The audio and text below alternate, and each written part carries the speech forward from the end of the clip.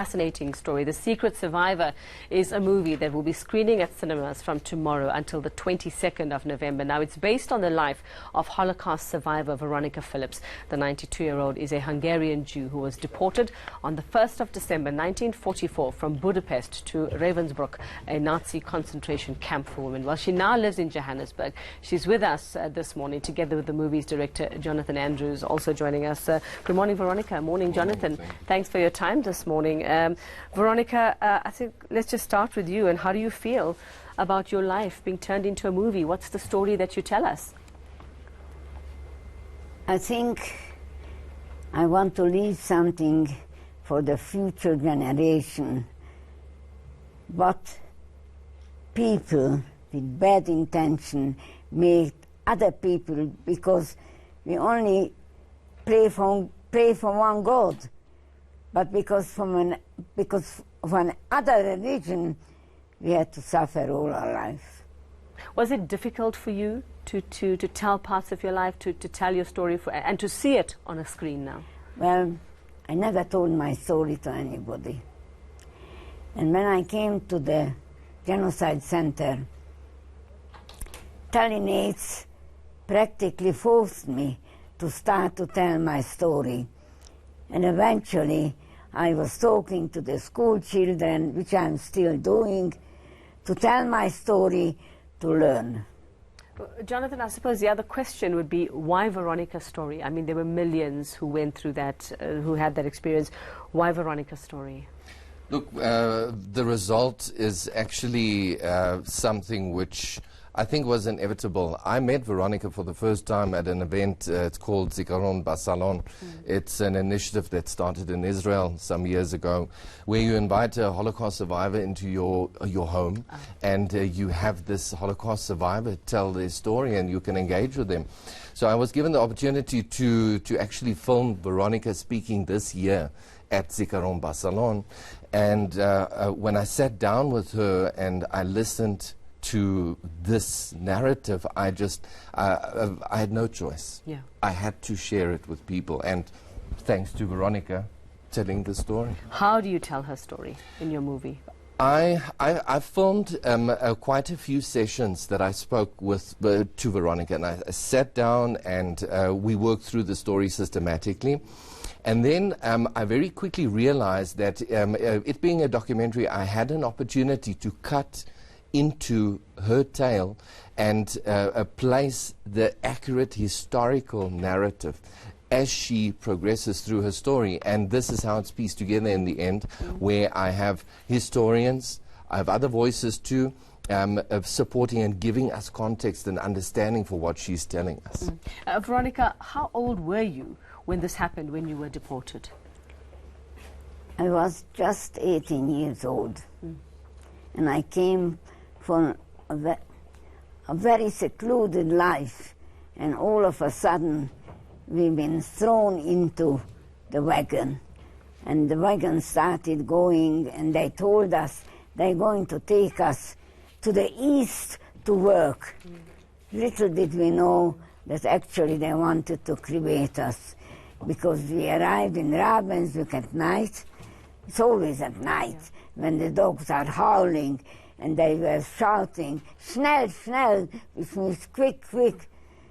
And then we came down from the wagon, and that's where the very bad beginning started. That's when you realized what was about to happen. Did you keep a record as a young woman, or is it all in here? Darling, you didn't have pen, pencil. Yeah. You were taking everything away, only your body. And even your body was covered, what they gave us, coats and dresses from people who died already, and they were full of lies.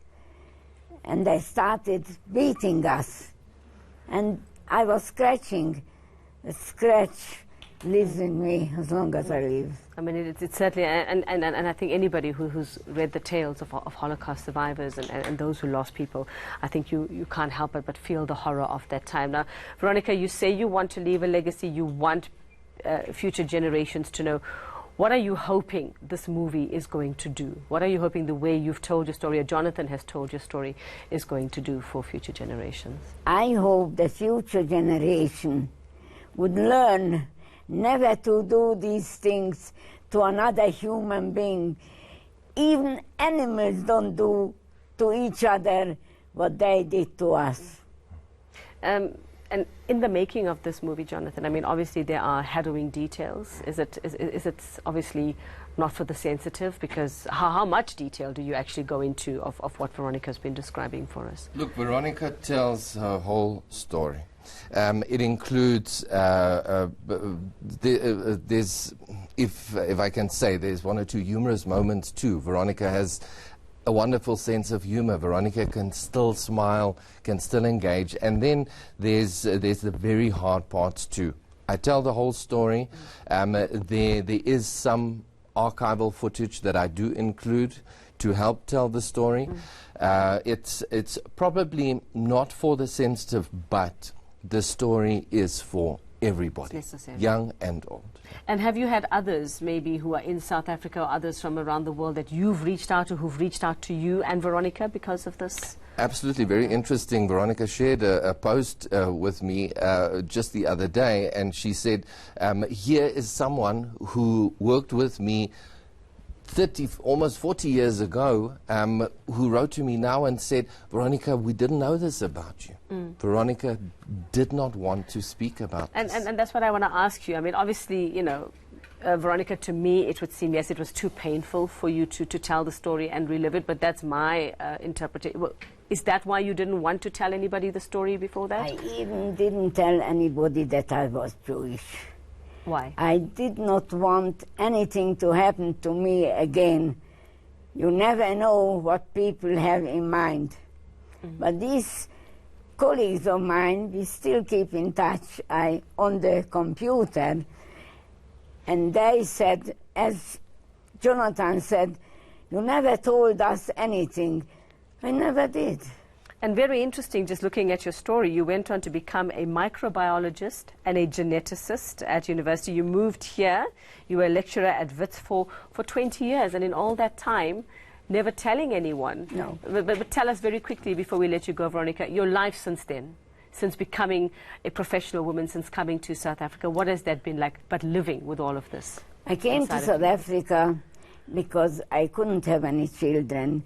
They fed us in the camp with bromide not to have menstruation, and that ruined my genetical Your reproductive system, yeah. organ. Yeah. So I couldn't have any. I had 8 miscarriages. And my brother, who had 1 child, whom we shared, she's now living in South Africa with 4 children. But my brother was headhunted here because he was a computer fundi. Okay. And that's how I came to South Africa. And life here has been okay in all that time? Fine? Okay. Well, thank you for sharing your story. And I think you're going to definitely leave that legacy. Jonathan, we can't wait to see it. Thank Starts you very when much. and runs until? Tomorrow night at Cinema Novel Rosebank, and then we have 3 other screenings, Joburg, Cape Town and Pretoria in the next week or 2. All right, so you don't want to miss that if you are somebody who's been very interested in what happened in that time. Thank you very much, Holocaust survivor Veronica Phillips and movie director Jonathan Andrews with us this morning.